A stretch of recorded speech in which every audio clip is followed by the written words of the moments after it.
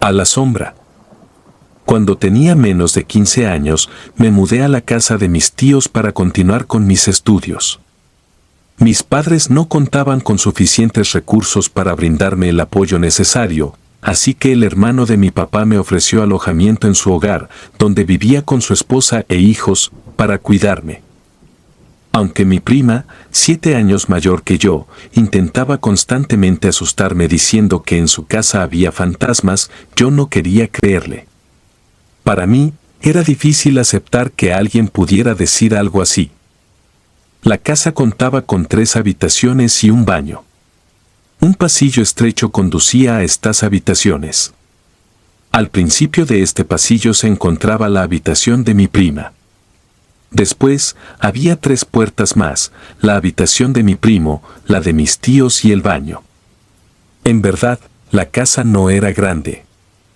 Me instalé en ella y me sentí extraña, con una especie de vibra pesada, como si alguien me estuviera observando cuando caminaba por la casa. Sin embargo, pese a esta sensación, no había nadie presente. El pasillo, fuera de las habitaciones, era bastante largo y carecía de luz. Permanecía oscuro constantemente. Al final del pasillo, estaba la puerta que daba hacia la calle. Caminar por allí durante la noche me provocaba escalofríos.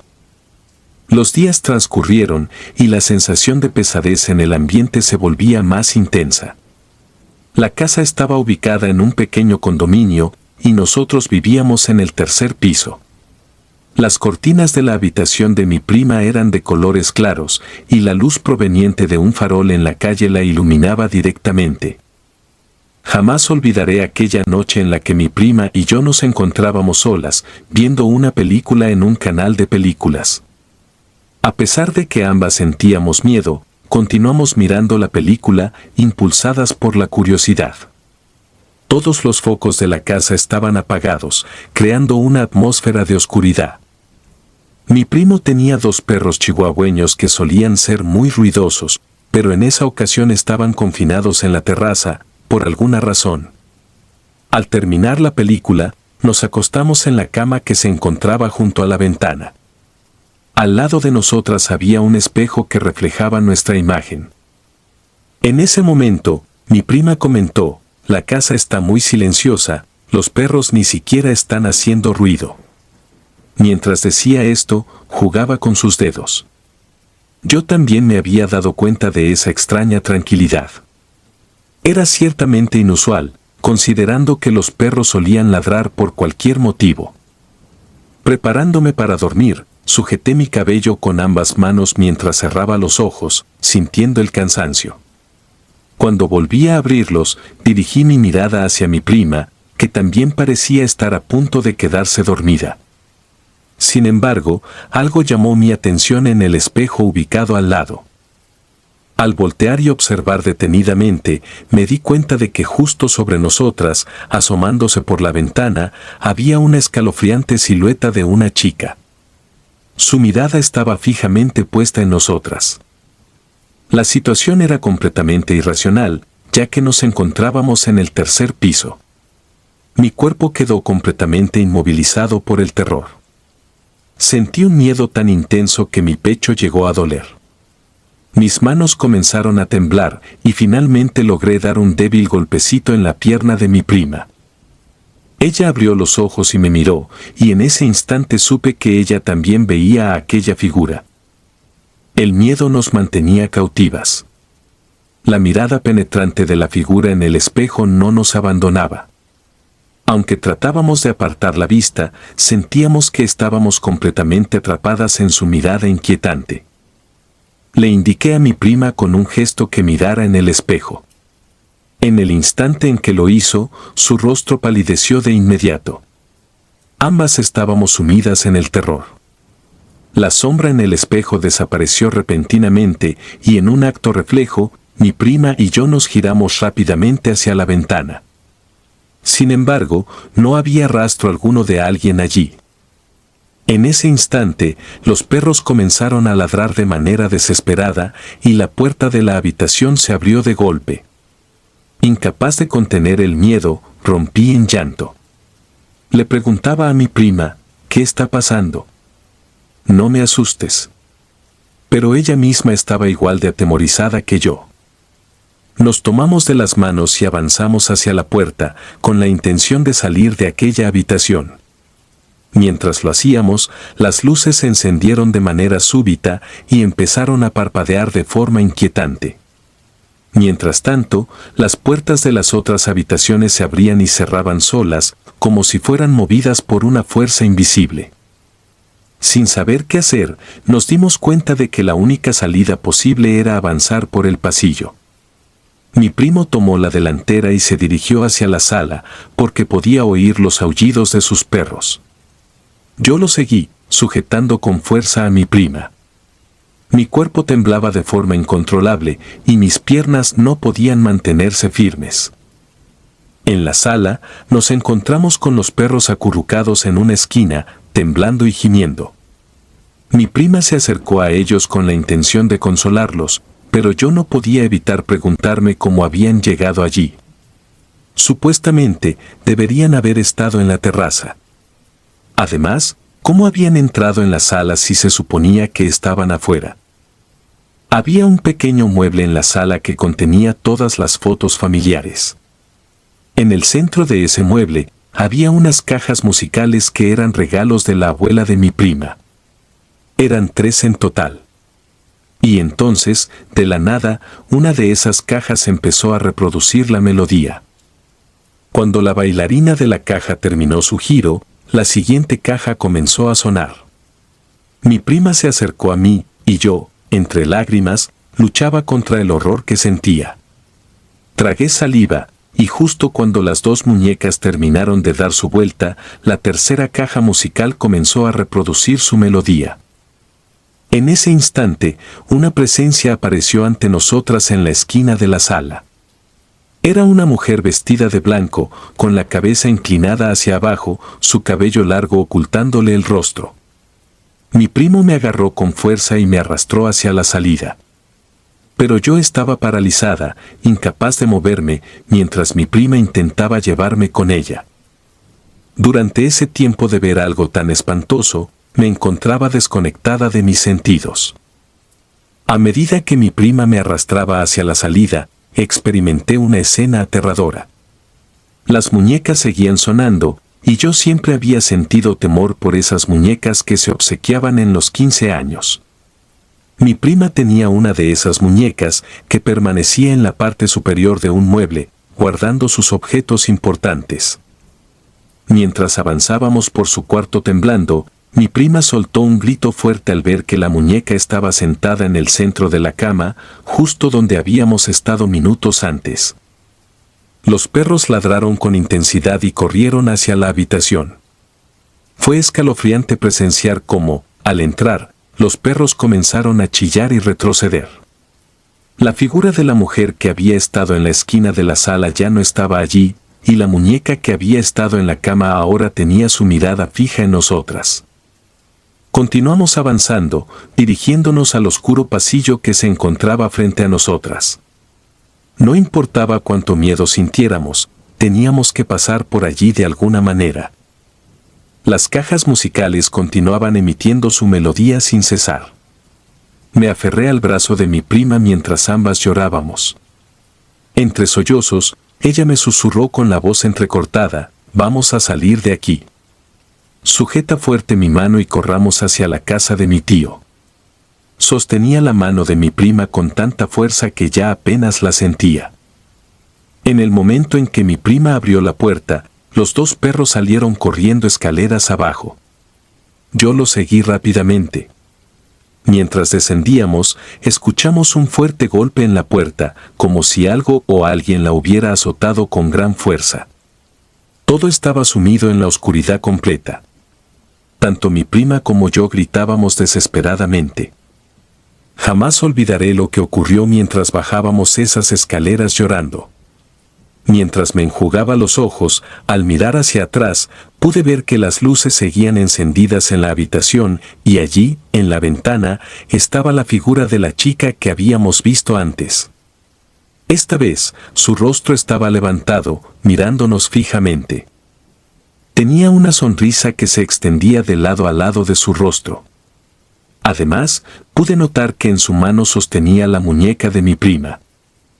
La situación era tan terrorífica que apenas podía creer lo que veía. En medio del pánico, grité de miedo y continué corriendo hacia la casa de mi tío. Al llegar, entre sollozos e histérica, compartí lo que había sucedido con alguien en la casa. Mientras tanto, uno de mis primos me abrazaba y trataba de calmarme, asegurándome que todo estaba bien. No tengo certeza de lo que ocurrió después. Escuchaba voces distantes y, de repente, mi visión se volvió negra. Cuando recobré el conocimiento, me encontraba en la cama, y mi prima estaba allí abrazándose a sí misma. Sus ojos estaban enrojecidos por el llanto. Me miró y, entre sollozos, me contó que mi tío había subido a la casa y la había revisado minuciosamente, pero no encontró absolutamente nada fuera de lo normal. Las puertas estaban cerradas, las luces apagadas y la muñeca seguía en su lugar, arriba del mueble. Todo parecía estar en orden, como si nada hubiera ocurrido. Cuando finalmente regresamos a la casa, todo parecía diferente. Vivíamos con un constante temor y había noches en las que nos resultaba imposible conciliar el sueño. Yo tomé la decisión de mudarme, ya no podía soportar estar allí. Aunque me entristeció dejar a mi prima, sentía que era necesario.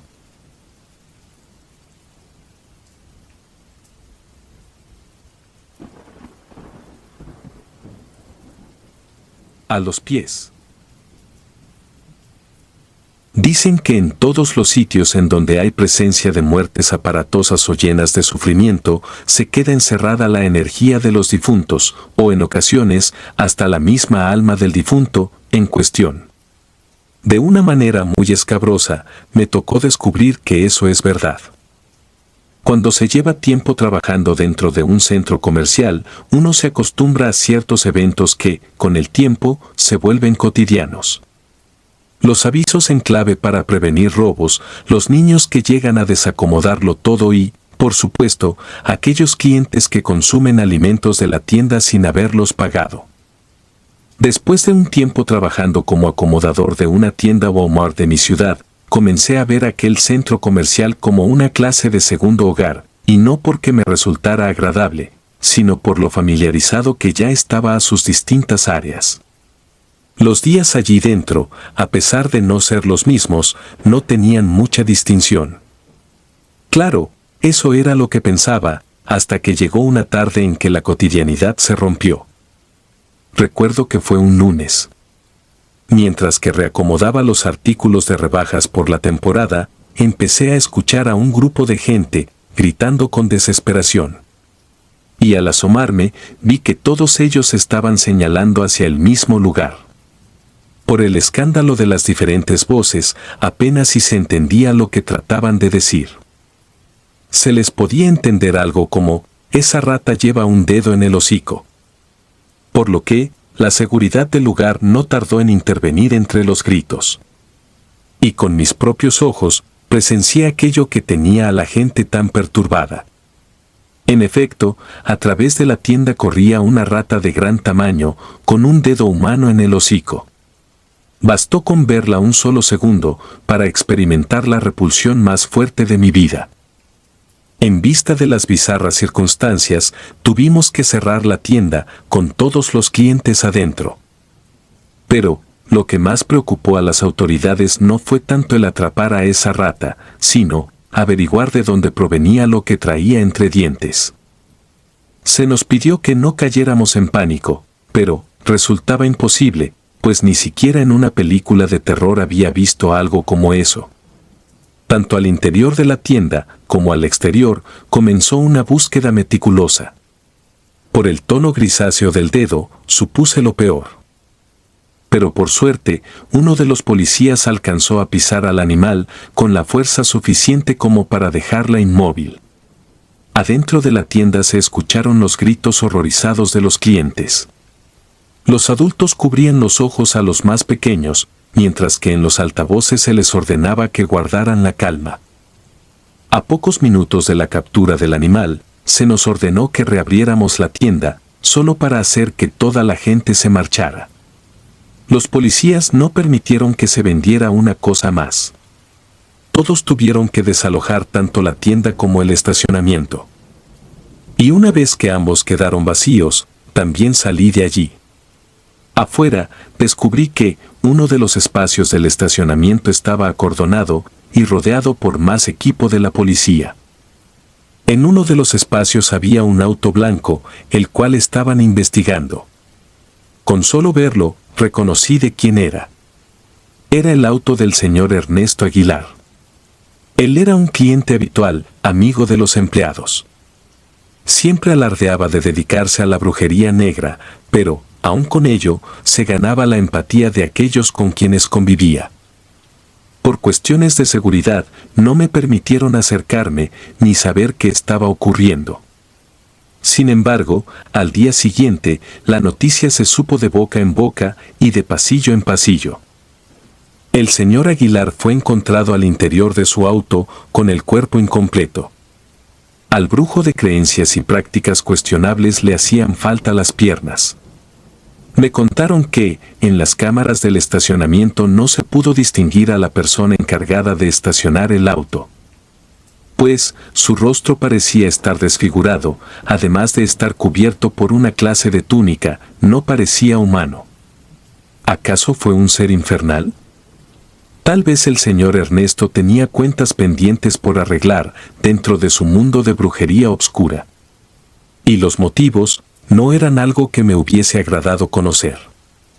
Pues de todos los lugares en que pudo terminar, fue a parar al estacionamiento de nuestra tienda.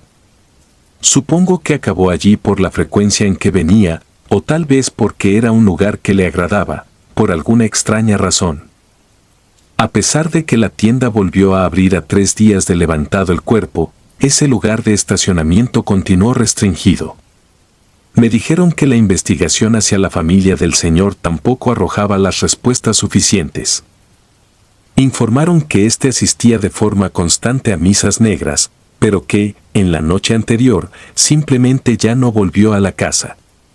La vida de Ernesto siempre me resultó un misterio, y su muerte lo era aún más. Recordaba que los pasillos por donde más rondaba eran los de la farmacia. Era una persona de verdad extraña.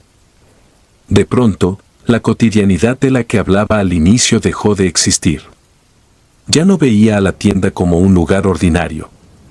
Ahora me parecía una clase de lugar maldito y con una historia demasiado manchada.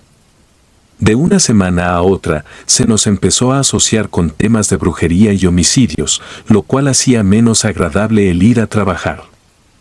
Y a pesar de los eventos, pensábamos que llegaría un momento en que la gente se olvidaría del escándalo.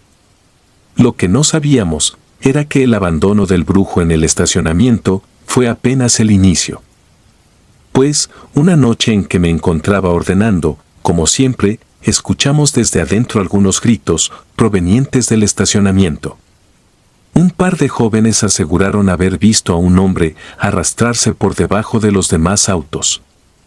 Ambos tenían las caras pálidas. Dijeron que esta persona de horrible aspecto trató de agarrarles los pies desde abajo del auto. La policía no encontró nada, así que quisieron pensar que, quizá, se habían confundido con algún animal. Pero por otra parte, yo sospechaba de algo mucho peor. Mi abuela me enseñó sobre el poder que tienen las distintas energías en determinados lugares, fueran estas negativas o positivas. El señor Ernesto fue abandonado en las peores condiciones, y si a eso le sumábamos el hecho de que era brujo, solo nos quedaba pensar en la peor de las suertes. Al día siguiente, la situación se mantuvo bajo control. Pensamos que tal vez los chicos se estaban burlando de nosotros, usando la tragedia más reciente como el tema central de sus chistes. Por desgracia, en la noche, antes de que tuviéramos que cerrar, una madre regresó del estacionamiento con su bebé en los brazos. Entre una respiración agitada y gritos de angustia, nos dijo que había visto a una persona sin piernas arrastrándose en el estacionamiento. Describió que utilizaba sus brazos como apoyo y que se le veía molesto. Esta ocasión, cuando se encargaron de revisar las cámaras, si se pudo apreciar a alguien con tales descripciones, esta cosa apareció de la nada. Y del mismo modo en que apareció frente a la pobre mujer, también desapareció. No había forma en que la grabación hubiese sido alterada, pues estábamos ante una manifestación real. Era obvio que el señor Aguilar no alcanzó la muerte en un estado de paz.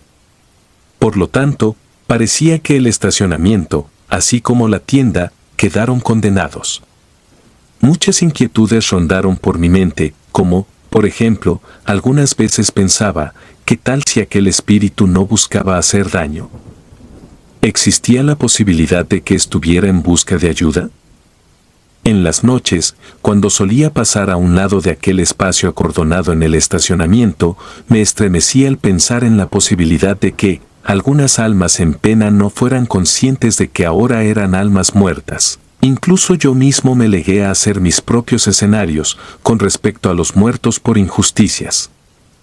Como una clase de escena en primera persona, se me ocurrió que, tal vez nuestros fantasmas vagaban en busca de auxilio, reviviendo una y otra vez el cómo fueron nuestros últimos instantes de vida.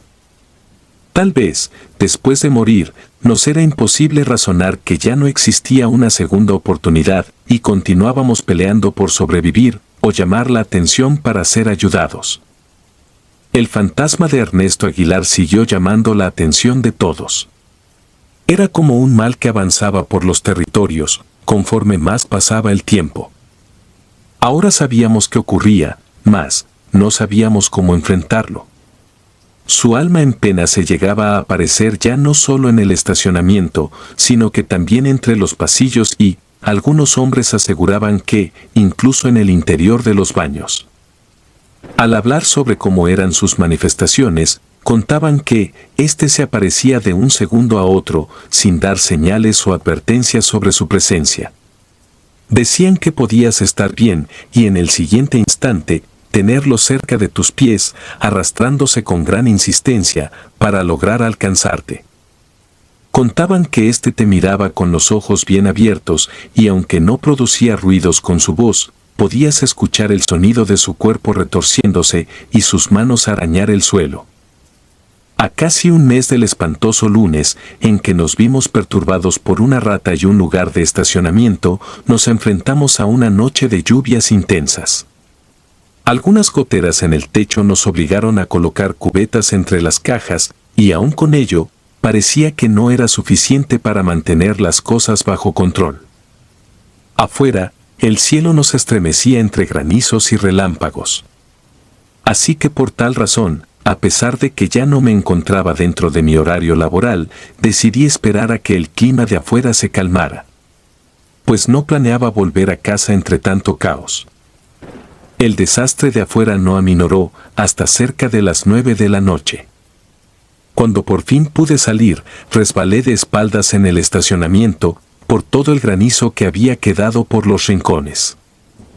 Antes de siquiera poder levantarme, escuché un ruido desagradable detrás mío, a pocos metros de distancia.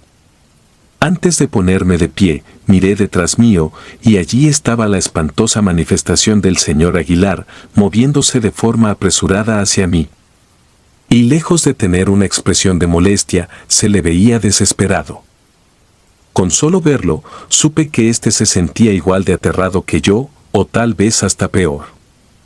Por el terror que me invadió, no hice otra cosa, más que salir corriendo apenas me pude levantar. Sentía que mi corazón se detendría en cualquier momento, de tan fuerte y rápido que me golpeaba. Y sin tener mejores ideas para hacer que el miedo se detuviera, le comenté a mi abuela sobre las cosas que sucedían. Ella me dijo que, si me era posible, le prendiera veladoras blancas al difunto y orara en busca de su descanso. Por lo que, tales consejos de mi abuela los lleve hasta ese lugar del estacionamiento. Enfrente de la cadena que lo restringía, le lleve flores, un rosario y agua bendita. Con el pasar de los días, la gente que nos visitaba fue haciendo lo mismo. Y finalmente, llegamos a un punto en que Ernesto Aguilar dejó de aparecerse. Quiero pensar que alcanzó el estado de paz y descanso que se merecía. Aquel espacio no se ha vuelto a utilizar, pues sirve como un recuerdo de lo que la luz y nosotros los vivos somos capaces de brindar a un alma en pena. Abisal. Siempre había soñado con la posibilidad de adentrarme en el vasto mar, un anhelo que nació en mi niñez y que, finalmente, a los 25 años, se hizo realidad. Mi primer encuentro con las aguas del océano se produjo en un día soleado en la playa, en compañía de amigos que compartían mi entusiasmo. El día prometía ser increíble, pero no precisamente por las razones que habíamos anticipado. Mientras disfrutábamos de la playa, entablamos una inesperada amistad con un grupo de personas que congeniamos de manera asombrosa. La química fue tan palpable que, al caer la tarde, decidimos aventurarnos juntos por la ciudad. Con la noche ya en su esplendor, regresamos a la playa y encendimos una fogata que iluminaba nuestros rostros. Durante nuestras charlas en la cálida luz del fuego, uno de nuestros nuevos amigos reveló que pertenecía a una familia adinerada, prácticamente millonaria, pero con un pequeño matiz, aunque no podía disponer directamente del dinero. Tenía acceso a las comodidades que el dinero de sus padres proporcionaba. Así, no podía comprarse un automóvil, pero tenía a su disposición uno de los 3 vehículos de lujo que reposaban en su casa. Además, sus padres poseían una embarcación y con gran generosidad nos invitó a todos a una excursión en alta mar al día siguiente, una idea que entusiasmó a todos por igual. Por lo que, al siguiente día, al llegar al muelle que nos habían indicado, nos dimos cuenta de que no éramos los únicos invitados. Pues, aparentemente, el joven había extendido su invitación a sus primos y a otros amigos, lo que nos convirtió en un grupo de alrededor de 20 personas ansiosas por embarcarnos en esta emocionante aventura. Sin embargo, la historia dio un giro inesperado cuando, después de alejarnos de la costa durante aproximadamente 4 horas, algo falló en la embarcación y nos quedamos varados en alta mar. Al principio, la situación no nos generó gran preocupación, ya que en la embarcación había suficiente comida y alcohol para mantenernos entretenidos. Además, el capitán, con un optimismo inicial, nos aseguró que repararía el barco en un par de horas, lo que nos permitiría regresar al muelle antes del anochecer. Sin embargo, esas 2 horas transcurrieron y, junto con ellas, se agotaron las provisiones de comida y bebida, mientras el barco permanecía varado en el inmenso mar. Fue entonces cuando el capitán, visiblemente inquieto, nos comunicó que probablemente tendríamos que pasar la noche en esas aguas. El joven millonario, un tanto contrariado por la situación, solicitó al capitán una explicación sobre la razón por la cual la embarcación no funcionaba. Así que, el capitán, también preocupado, le informó que, a pesar de haber solucionado la avería, el barco seguía sin moverse, lo cual desconcertaba a todos a bordo. El joven, que tenía algunos conocimientos sobre la mecánica de barcos, corroboró que todo estaba en perfectas condiciones, pero que, inexplicablemente, el barco se negaba a arrancar. Por lo que, nuestra ansiedad crecía al observar al capitán, cuya expresión revelaba una preocupación más profunda de la que estábamos dispuestos a admitir. Y ante nuestras crecientes dudas, el capitán decidió compartir con nosotros una creencia arraigada en su familia. Nos contó historias en las que el mar, por razones misteriosas e incomprensibles, cobraba vida y se comportaba de manera caprichosa, incluso reteniendo embarcaciones en su vasto dominio. Sin embargo, nosotros éramos jóvenes, con no más de 25 años, y aunque no estábamos embriagados, sí habíamos consumido algo de alcohol. Por lo tanto, lo que el capitán nos relataba, sonaba a primera vista como simples supersticiones sin fundamento. Mis amigos, en un intento de romper la tensión, se mofaron de su relato, considerando estas creencias como absurdas e infundadas. Pero la seriedad en el rostro del capitán desafiaba las risas burlonas del grupo. Y mientras permanecíamos en ese barco, todo nuestro alrededor estaba envuelto en una oscuridad que se sentía opresiva, pero afortunadamente, La embarcación estaba equipada con unas luces tenues que arrojaban una débil luz en los alrededores. Nunca me habría imaginado que el mar, en plena noche, pudiera adquirir un carácter tan siniestro. En medio de esa inquietante atmósfera, comencé a escuchar ruidos inusuales en el entorno. De repente, pude observar cómo un grupo de delfines emergió de las aguas, realizando breves saltos fuera del mar. La emoción se apoderó de mí, ya que nunca antes había tenido la oportunidad de presenciar la belleza de estos animales. Así que, con entusiasmo, compartí mi descubrimiento con los demás, quienes voltearon su atención hacia el mar, esperando ver a los delfines saltar nuevamente. Y fue entonces cuando el capitán nos advirtió que este tipo de experiencias eran precisamente a las que se refería con sus historias. La expresión de desconcierto se reflejó en nuestros rostros mientras mirábamos al capitán con escepticismo. Pero la sorpresa no tardó en apoderarse de nosotros. Pues, escuchamos un sonido grave y, al mismo tiempo, el barco se movió ligeramente.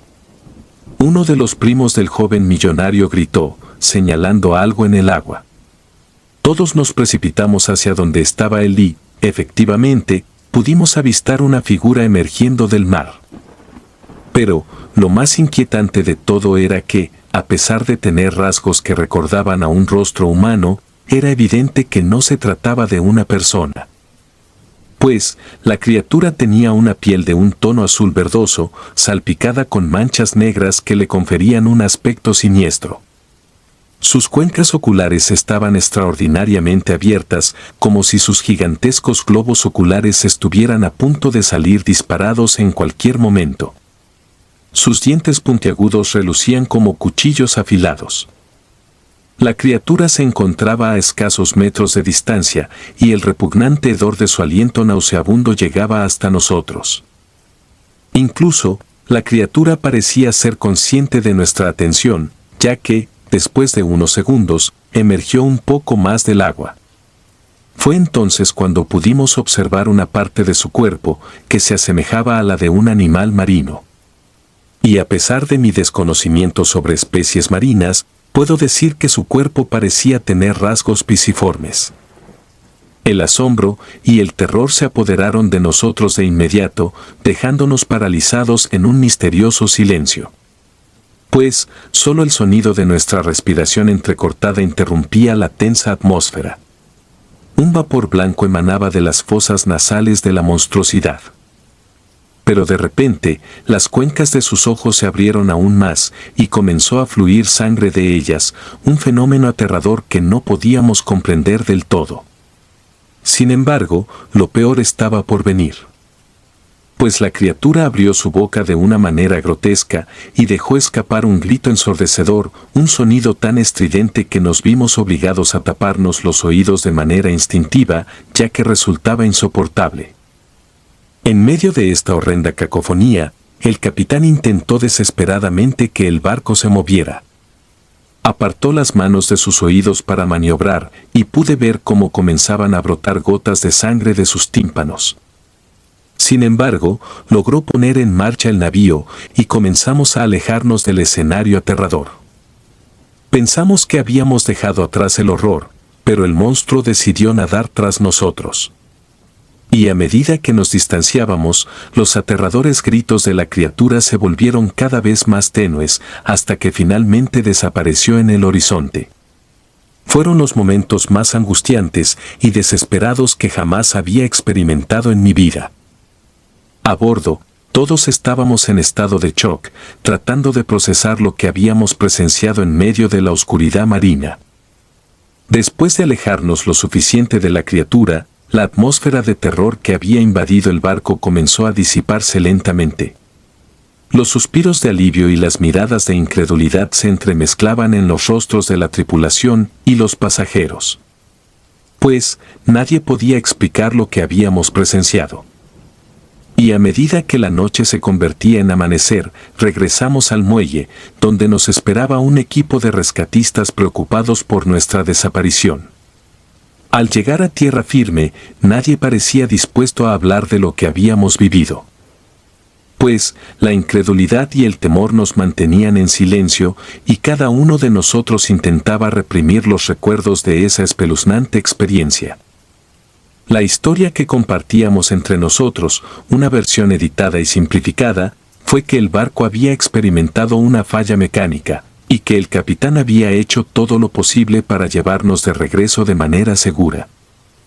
Y aunque nuestras mentes sabían la verdad, nos resistimos a admitirlo, ya que enfrentar la realidad resultaba demasiado aterrador. Con el tiempo, cada uno de nosotros siguió su propio camino, pero ninguno de nosotros pudo olvidar esa noche en el mar, cuando enfrentamos lo inexplicable y lo sobrenatural. La criatura, los gritos y la sangre en los ojos se convirtieron en pesadillas recurrentes que nos persiguieron a lo largo de los años, recordándonos que el océano, a veces, guarda secretos más oscuros de lo que jamás podríamos imaginar.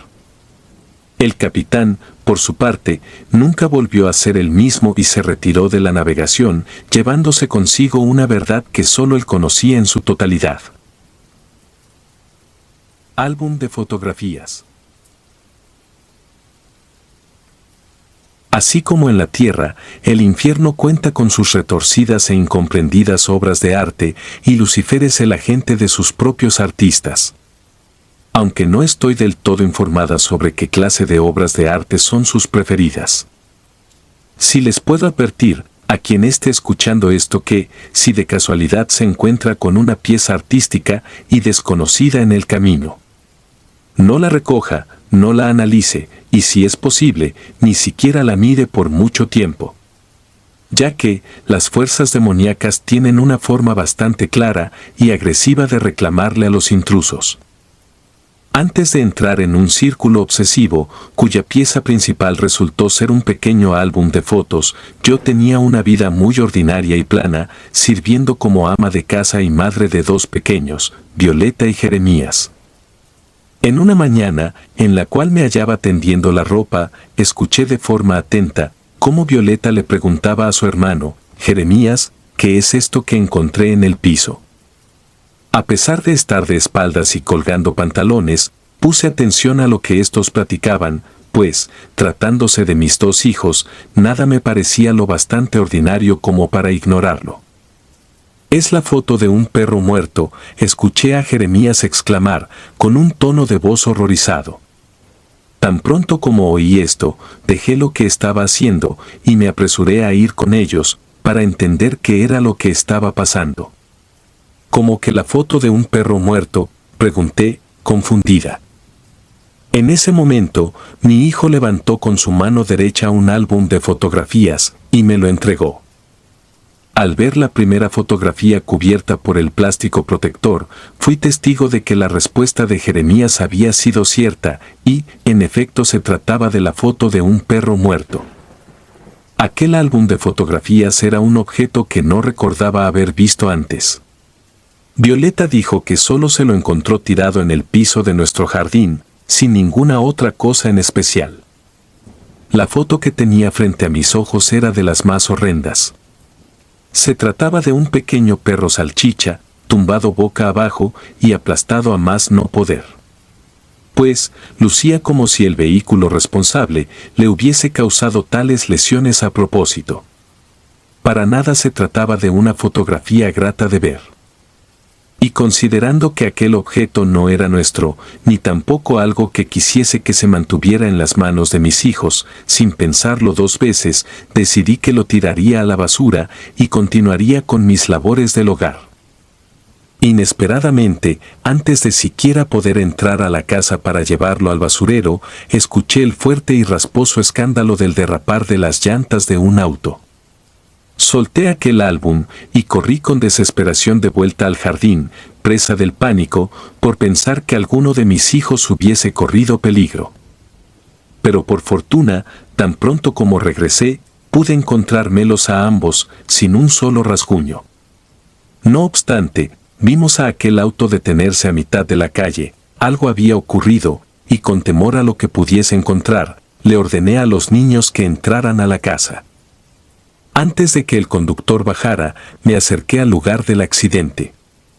Al ver lo que se hallaba debajo de aquel auto, tuve ganas de gritar, mas la única forma en que mi cuerpo pudo reaccionar fue quedándome paralizada, con la piel helada. Y un punzante martilleo en la cabeza que me hacía sentir las palpitaciones alteradas provocadas por la impresión. Debajo de aquel auto estaba el cuerpo de un pobre perro de la calle. El conductor se llevó las manos a la cabeza en señal de preocupación. Como si el reciente accidente no hubiese sido suficiente para arrebatarnos la paz, al paso de un par de minutos caí en cuenta de algo que me resultó aberrante, y fue lo siguiente. La forma en que fue arrollado el desafortunado animal resultaba ser una réplica idéntica y precisa de la fotografía que recién había visto a solo unos minutos antes del accidente. Inclusive el color del auto encargado de atropellarlo era del mismo color negro. Antes que portarme razonable ante la situación, fui hasta el rincón en donde había aventado aquel álbum de fotografías. Y posteriormente, fui con el conductor y le comencé a cuestionar si era este el autor responsable de aquel retrato tan grotesco. El sujeto me miró confundido y aseguró nunca haber visto tal objeto. Al llegar una patrulla al lugar, no le encontré sentido a quedarme allí. Por lo que, desconcertada, volví a la casa y me senté en silencio a recapitular la serie de acontecimientos y coincidencias de las que mis hijos y yo fuimos testigos. No parecía existir ninguna clase de lógica. ¿O es que vivíamos una clase de simulación, como suponían las teorías conspirativas, o peor aún, estábamos siendo el experimento de alguien, quizás del dueño o la dueña de aquel álbum? Como la curiosidad en mí se hizo más grande, tuve la tentación de hojear el álbum completo. Pero, por otro lado, me tuve que obligar a contener esa intriga, pues, ahora me aterraba la idea de que aquello que pudiese encontrar en las demás fotografías se viera replicado en la realidad. Pero, el morbo me invitaba a indagar, más, la parte razonable me hacía considerar los peligros. Antonio de los Santos, mi segundo esposo, regresó del trabajo hasta el anochecer. Antes de siquiera servirle su cena, le pedí que se sentara por un momento, pues tenía cosas demasiado anormales por contar. Por toda la confianza que sabía que tenía en mí, pensé que creería en lo que tenía por mencionar. Por otra parte, terminó por reírse de mis palabras y dijo que aquellos escenarios que me inventé eran dignos de quedar en cualquier guión futuro de fantasía y de terror. Por mucho que traté de insistir, Antonio se negó a creerme y se mantuvo en la misma postura errante. Molesta por sus respuestas burlonas, le pedí que lo comprobara por él mismo, volteando la página hacia la segunda fotografía. Ahora que lo pienso, mi obligación como un adulto que ya conocía las consecuencias era la de actuar responsable y no verme metida en una lucha por demostrar algo. Luego de pedírselo 2 veces seguidas, Antonio dejó atrás la fotografía del pobre perro atropellado, para ser el primero en averiguar qué era lo que se podía encontrar a continuación. ¿De qué es la foto?, le pregunté, aproximándome a él, con prisa, pues no hizo más que quedarse en silencio. En esta segunda fotografía se veía a una niña con una quemadura importante en el hombro. Su pobrecita piel parecía haberse cocido. De pronto, antes de que siquiera pasaran 5 minutos de ver la fotografía, escuchamos a Violeta gritar desde la cocina. Al ir con ella, vimos que se había vaciado encima una olla con agua hirviendo. Enseguida, tuvimos que retirarle la ropa que llevaba puesta y nos dirigimos al hospital. Mi pobre hija no paraba de llorar por el sufrimiento. «Ya estarás contenta», me reclamaba Antonio, una y otra vez. De un instante a otro, comprobó que aquello que le dije era verdad, pero lo descubrió de la peor manera posible. Y yo era la culpable principal y nuestra pobre niña una víctima. En un solo día, desde el descubrimiento del macabro álbum, ya habíamos visto la muerte de un perro y ahora la curación a la piel de mi hija. Después de las peleas con mi esposo y el sufrimiento en casa, opté por meter ese infernal álbum en una bolsa de basura, para que los señores encargados de llevársela lo hicieran desaparecer de nuestras vidas. Tal vez sería el problema de alguien más, pero ya no el nuestro. Por una semana, mi vida regresó a la cotidianidad y serenidad habitual. Sentía que estábamos a salvo y que malos presagios de aquel álbum ya no nos perseguirían. Sin embargo, no fue hasta la tarde del siguiente viernes que el monstruoso círculo se reinició, sin dar aviso ni mucho menos una lógica. Aún lo recuerdo con gran inquietud. Mientras que yo estaba escombrando el librero del estudio de Antonio, me volví a encontrar ese horrendo álbum de fotos. Era exactamente el mismo, la primera fotografía era la del perro muerto, seguido de la niña con quemaduras. Y debido al shock, lo dejé caer. Muy para nuestra desgracia, esto hizo que se abriera en otra de sus páginas. No sabía en qué forma es que regresó a la casa, pero ahora se encontraba abierto, de nueva cuenta abierto.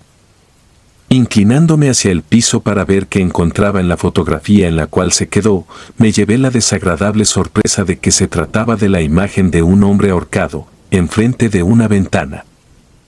Suponiendo que en mi casa la maldición podría caer esta vez sobre mi esposo, bajé corriendo las escaleras hasta llegar a él para suplicarle que ni siquiera considerara el hacerse daño. Pero, con notable molestia, me preguntó a qué me refería. Entonces, miró que llevaba el álbum entre manos y al instante se puso furioso. Sin darme oportunidad a explicarle en qué circunstancias fue que lo encontré, se puso a lanzarme reclamo tras reclamo, levantándome un poco la voz, haciendo énfasis en mi supuesto engaño, con respecto a haberme deshecho de él. Y justo cuando pensé que el suceso de esa última fotografía no nos alcanzaría, afuera se empezaron a escuchar gritos de nuestros vecinos. Antonio interrumpió la discusión y abrió la puerta de la casa para salir. Por lo que, imaginándome lo peor, caminé tras sus pasos, rumbo a ese sitio de donde provenían los gritos y las quejas inusuales. Antes de cruzar al otro extremo de la calle, pude ver el cuerpo de nuestro vecino, colgando enfrente de su ventana, de la misma manera en que estaba el hombre de la foto. En medio del escándalo armado por el resto de los vecinos, sentí mi equilibrio cada vez más débil y mi vista se tornó borrosa. Sin antes presentirlo, terminé por desmayarme en ese momento. Poco tiempo después, cuando conseguí recobrar la conciencia, lo primero que vi fue a mi esposo, en silencio, me miraba molesto, como si buscara la forma de hacerme sentir culpable por la reciente muerte. Al volver a la casa, pese a sus insistencias por que le entregara el álbum, algo en mí me hizo sentir con la fuerte necesidad de ocultarlo. En un lugar en donde solo yo pudiese tenerlo. Y no es que me hubiese encariñado con todo lo contrario. Odiaba la existencia de aquel álbum maldito, lo odiaba con todo el coraje de mi alma. Y por esto mismo, fue que al principio me pareció congruente el ser la persona encargada en ocultarlo, así, si yo lo resguardaba, entonces, nadie más se tendría que cruzar con él. Esconder ese álbum dentro de mi casa representó perder por completo la confianza que tenía Antonio en mí. Y aunque en el primer día en que lo oculté me pareció razonable saber en dónde estaba tal objeto, con el pasar de las noches me di cuenta de que esa había sido la decisión más negativa que pude tomar. Ahora, cual persona viciosa que se abstenía de dar el siguiente paso, me tenía que controlar a mí misma para no caer en la tentación de ir hacia el álbum y hojearlo de principio a fin. A veces, cuando las ganas de indagar eran tantas, me calmaba el simple hecho de sujetar el álbum a escondidas, incluso si no lo llegaba a abrir. Desde la segunda llegada del álbum a la casa, mi comportamiento se salió de control. Me sentí perseguida por una nueva ansiedad, que me parecía de lo más inusual. Ahora, a pesar de no abrirlo ni siquiera por error, no hallaba forma de estar tranquila, a menos de que tuviera cerca al álbum, cual juguete que uno no suelta de niño. Tener cerca a ese álbum de fotografías me hacía creer que contaba con cierto control del futuro. Mi ansiedad más grande era que otra persona lo encontrara. Y sin darme cuenta, quien ahora estaba siendo afectada por su existencia era yo, pues estaba envuelta entre la dualidad de sentirme tranquila e intranquila a la vez. Conforme los días se iban quedando atrás, la pregunta sobre quién era el dueño o la mente perversa detrás del álbum llegó a mi mente para hacerse cada vez más constante. A escondidas de mi esposo, aprovechaba de su ausencia para revisar en internet páginas o videos en relación con álbumes malditos o algo semejante. Al final de las búsquedas, no daba con nada que me pareciera de verdadera utilidad. Y fue entonces que, entre tanto sobrepensar las cosas, tuve una de las ideas más obvias: buscar pistas del responsable cerca de la casa. Si aquel álbum estuvo antes en nuestro patio, era seguro a que aquello se debía a que el dueño se hallaba próximo a todos nosotros. Y para ir despejando dudas, con cada oportunidad que tenía, les preguntaba a mis diferentes vecinos si conocían aquel álbum de fotos. No se los prestaba para impedir que vieran su contenido, pero les mostraba la cubierta blanca y les comentaba en qué condiciones fue que lo encontramos. A todos a quienes les preguntaba, me aseguraban nunca haber visto tal objeto. Por lo que podía notar en sus reacciones, ninguno tenía la mínima idea de su procedencia. Por último, se me ocurrió preguntar a la vecina Rosario, una anciana que se dedicaba al arte en ilustraciones. Ella me dijo que, en ocasiones, los artistas colocaban datos relevantes ya fuese al principio o al reverso de sus obras. Dando por sentado que se trataba de un álbum común de fotografías, me pidió que revisara en la última hoja. Busqué mil excusas para no hacerlo, pues, definitivamente, me aterraba descubrir lo que moraba al final de un álbum tan peligroso e impregnado por la violencia.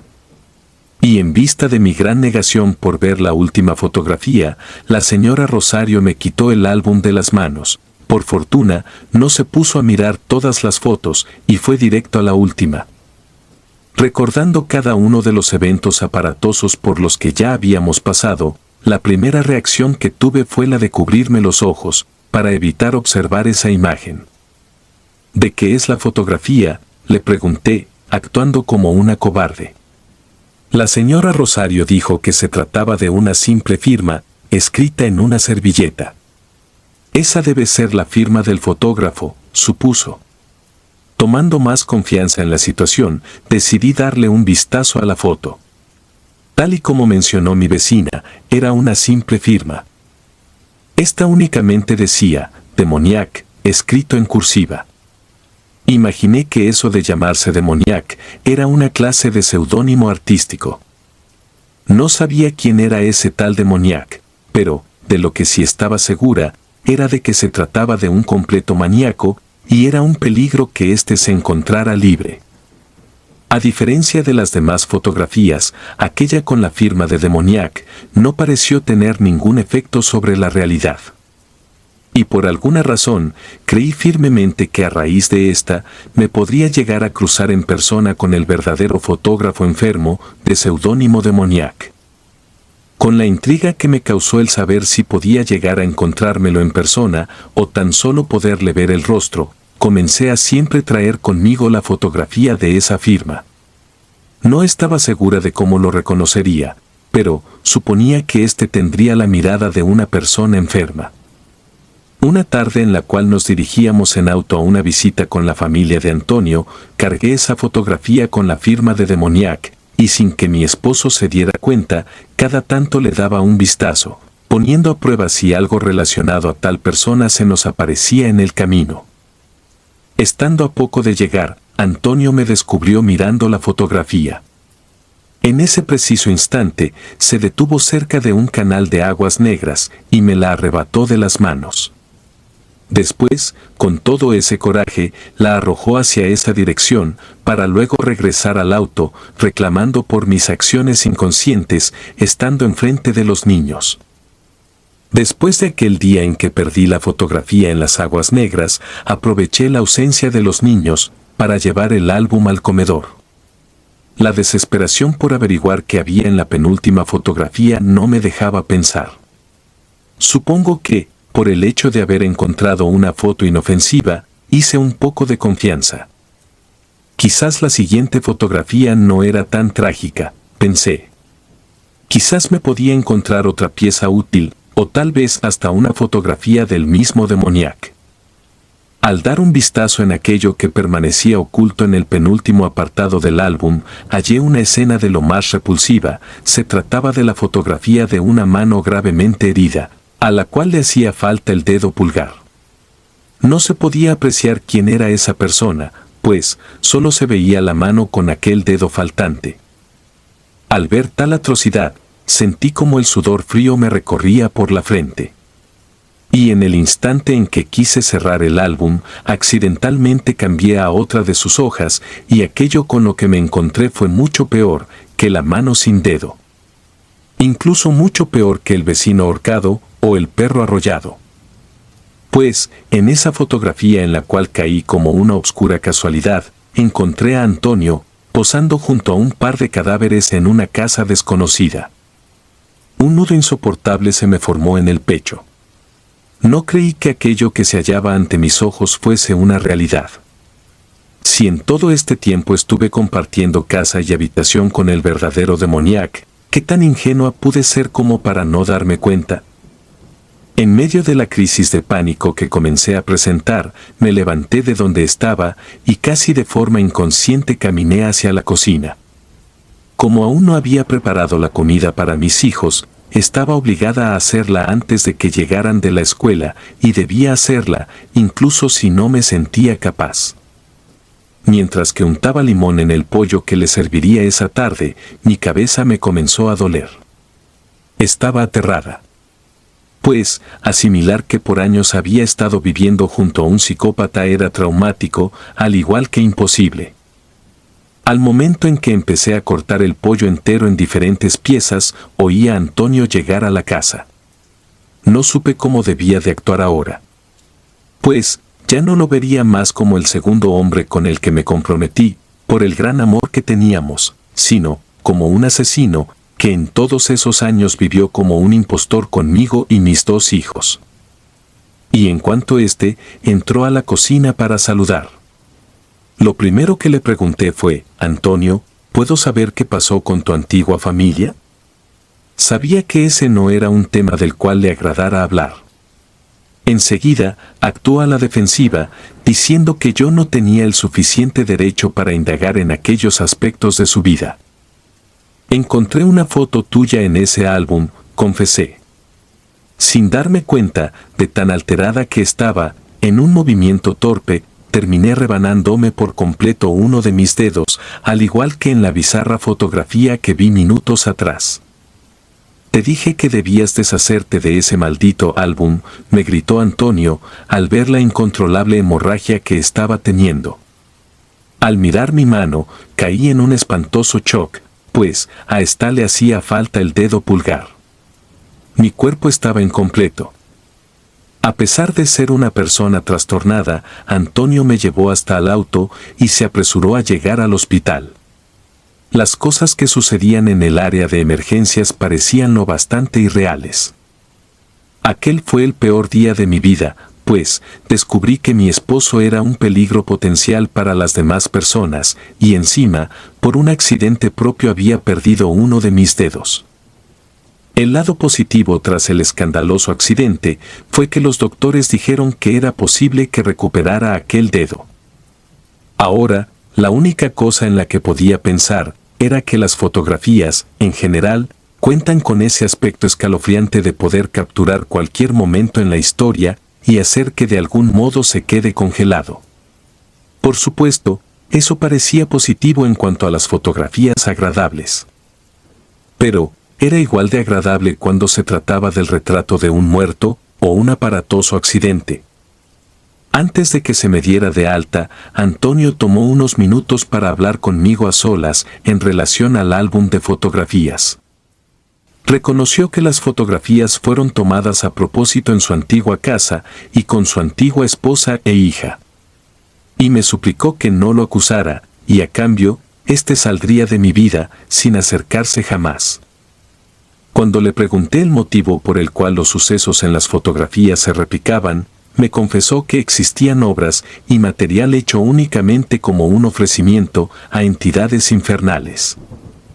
El artista dedicaba sus ideas a Lucifer de forma consciente a cambio de diferentes bienes. Ellos eran los artistas del infierno. En lo personal, siempre miré a Antonio como una completa obra de arte, sin saber que, en realidad, era este el artista. Uno de los allegados a las piezas malditas de Lucifer. Así como Revolución 9 de The Beatles, aquel álbum de fotografías estaba maldito. Antes de abandonar el hospital, hablé con los doctores sobre las cosas que había hecho Antonio. Y tal y como lo esperaba, procedieron a detenerlo. A pesar de que aquel álbum estaba maldito, fue el único objeto que me sirvió como evidencia para defenderme. Al final, Antonio fue a dar a prisión. Y desde la última vez en que lo vi, no me volví a preocupar por su bienestar. Sin embargo, siempre me ha preocupado lo que le puede llegar a ocurrir a aquellos quienes tengan la desgracia de encontrarse con su obra maldita. Así como las de otros artistas luciferinos que se encuentran ocultos en nuestro mismo espacio. Si disfrutas de los relatos, te invitamos a apoyarnos con un like y un comentario, ya que eso nos ayuda muchísimo. Además, si aún no estás suscrito o suscrita, te animamos a formar parte de la comunidad del terror. Muchas gracias por escucharnos y por tu apoyo.